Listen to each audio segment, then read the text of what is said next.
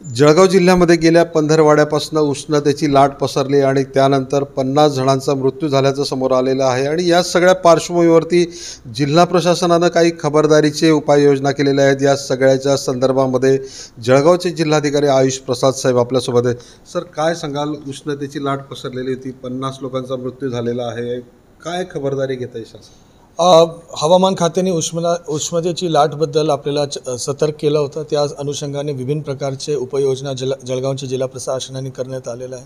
परंतु आतापर्यंत एकही जेवढं बॉडीजवर आपण पोस्टमॉर्टम केलं आहे, एकही बॉडीमध्ये हीट स्ट्रोक, सनस्ट्रोक या डिहायड्रेशन या कारणामुळे कोणाची मृत्यू आतापर्यंत झालेली नाही आहे। आणि आपल्याकडे अगर आपण महाराष्ट्र राज्याचं पाहिलं तर मॉर्बिडिटी रेट जो आपण म्हणतो, वार्षिक होणारे मृत्यूंचा दर जो आहे ते 6 आउट ऑफ 1000 आहे। तर या प्रकारे आपलं ऑन अ ॲव्हरेज आठवड्यामध्ये जो घरी यदि कोणाची मृत्यू झाली तर ते सिव्हिल हॉस्पिटल या गव्हर्नमेंट मेडिकल कॉलेजला त्यांची डेड बॉडी घेऊन येतात। तो ब्रॉड डेड एक आठवड्यामध्ये 50 आहे, जो ॲव्हरेज 7 आहे। जो आपले रेग्युलर ॲव्हरेज जो 6 से 8 का जो ॲव्हरेज असतो त्या ॲव्हरेजमध्येही आहे। कुठल्याही प्रकारची या मृत्यू दरमध्ये कुठल्याही प्रकारची वाढ या जळगाव जिल्ह्यामध्ये तो आतापर्यंत आपल्याला दिसून आलेली नाही आणि सर्व प्रकारची खबरदारी आपण घेतोय। सर, गिरीश महाजनांनी मात्र हे उष्माघाताचेच मृत्यू असल्याचं म्हटलेलं आहे। त्याबद्दल मी काय बोलू शकत नाही, परंतु यामध्ये उष्माघातमुळे मृत्यू एकही केस जो 50ची यादी आहे आपल्याला मी दाखवलं पण आहे की उसमें सगळे केसेसमध्ये काही ना काही विभिन्न प्रकारचे आजार त्याला होतात। त्यांचं वय पण काही लोकांचं झालं होतं, काही लोकांनी नॅचरल डेथमुळे त्यांची मृत्यू झाली। आणि डेथ रेट जो आहे, वीकली डेथ रेट जो आपण जळगावच्या शहरामध्ये बघतो त्याच्यामध्ये कुठल्याही प्रकारची वाढ आपल्याला दिसून येत नाही। सर, आपण 144 कलम जिल्ह्यामध्ये लागू केलेला आहे आणि खरं तर त्याचे वेगवेगळे अर्थ लावले जात आहेत। जमावबंदी आदेश जारी केलेले आहेत, संचारबंदी आहे। यदि आपण 144चा अभ्यास केला तर कुठल्याही आरोग्य परिस्थितीमध्ये पण आपण त्याला लावू शकतो।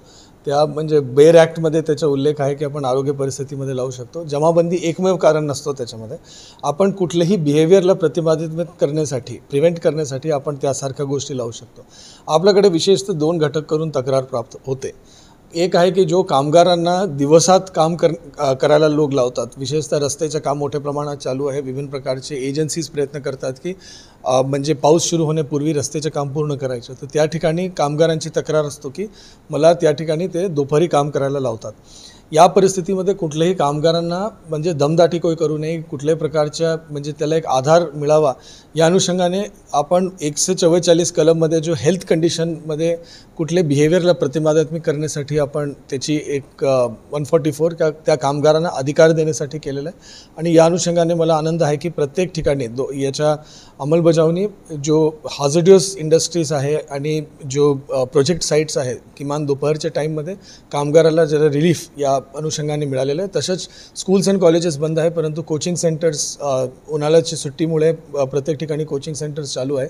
त्या ठिकाणी विद्यार्थीसाठी व्यवस्थित उपाययोजना करण्यात यावं याच्यासाठी पण आपण सूचना देण्यात आलेल्या आहे। आणि या सगळ्या अनुषंगाने मला आनंद आहे की याच्या पॉझिटिव्हली जळगाव जिल्ह्याच्या जनतेने घेतलेलं आहे। आणि काही लोकांनी याच्यामध्ये गैरसमज पसरू नये की याच्यामध्ये कुठले जमाबंदी, लॉकडाऊन असं काही नाही आहे। ते फक्त कामगारांना अधिकार देण्यासाठी। आणि या आदेश मध्य प्रदेशमध्ये, गुजरातमध्ये, राजस्थानमध्ये आणि आपल्याहून महाराष्ट्रामध्ये काही जिल्ह्यांनी आपल्याही आदेशला कॉपी पेस्ट केला आहे आणि त्यांनी आदेश काढलेला आहे।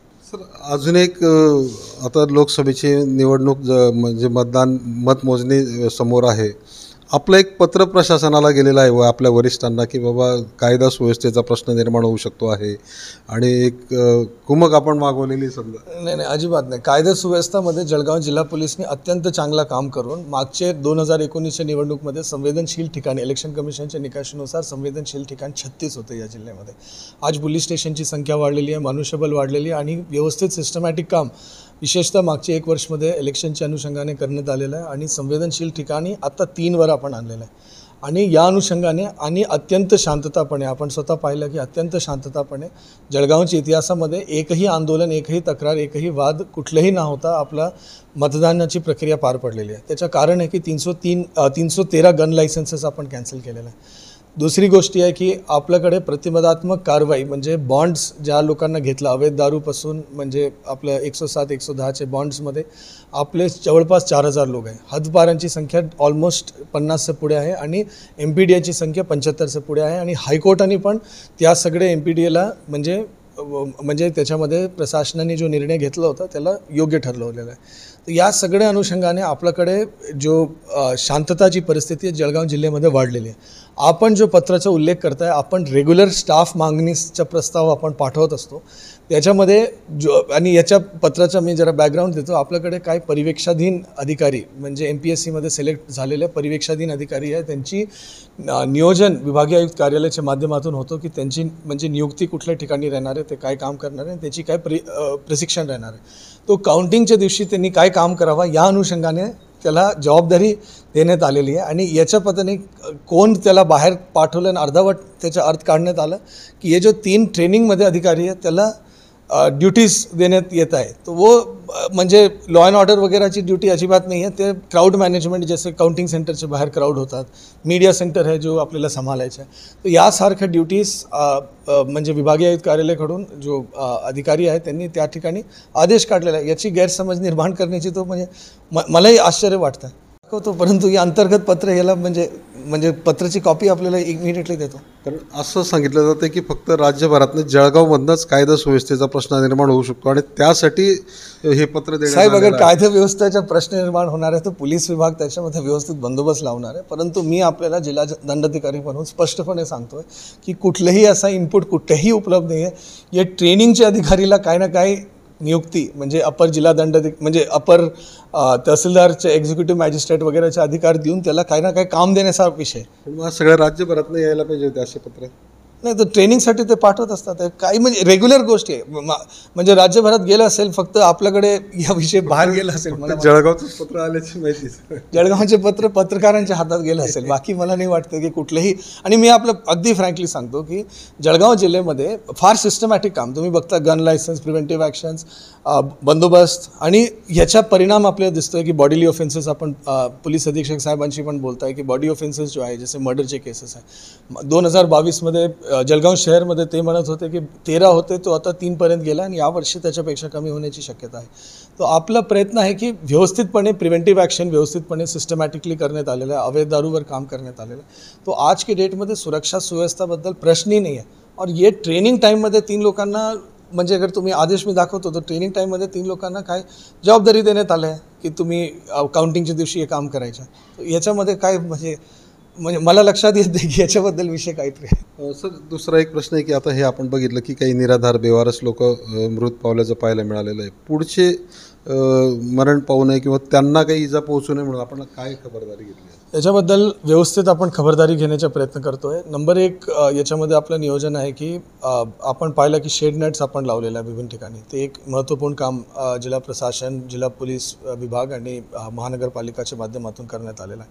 दुसरी गोष्ट आहे की पिण्याची पाणी त्याला उपलब्ध व्हावं याच्यासाठी विभिन्न ठिकाणी महानगरपालिका, जिल्ह्यामध्ये विभिन्न नगरपालिकांनी पिण्याच्या पाण्याची सोय त्या ठिकाणी करून दिलेलं आहे. मी दूध संघसारखे काही संस्थांचे आभार व्यक्त करतो की त्यांनी टँकरच्या माध्यमातून थंड पाणी म्हणजे स्वच्छ थंड पाणी त्या ठिकाणी पाजण्यासाठी त्यांनी नियोजन केलेलं. काही NGOsनी आपले जो भटके जानवर आहेत त्यांच्यासाठी त्यांनी विभिन्न ठिकाणी पिण्याच्या पाण्याची सोय करून दिलेलं आहे. आणि स्थानिक स्वराज्य संस्थान आणि काही NGO, सिव्हिल सोसायटी ऑर्गनायझेशन्स तिथे प्रयत्न करत आहे की 100% त्या ठिकाणी पिण्याचे पाणी लोकांनी टाकावं. या सगळे नियोजन जळगाव जिल्ह्यामध्ये करण्यात आलेलं आहे. आणि जो म्हणजे बेवारस लोकांची जो मृत्यू आहे त्याच्या 100% 16 बॉडी होते त्या सगळ्यांवर म्हणजे मागच्या 10 दिवसात सगळ्यांची आपण पोस्टमॉर्टम व्यवस्थितपणे करून घेतलं. त्याच्यामध्ये अंडरलाईंग हेल्थ कंडिशन्स होते आणि त्या हेल्थ कंडिशनला कुठल्याही मेडिकल सायन्समध्ये मी डीन साहेबांशी पण बोललो आणि मेडिकल सुप्रिटेंडेंट साहेबांशी पण बोललो.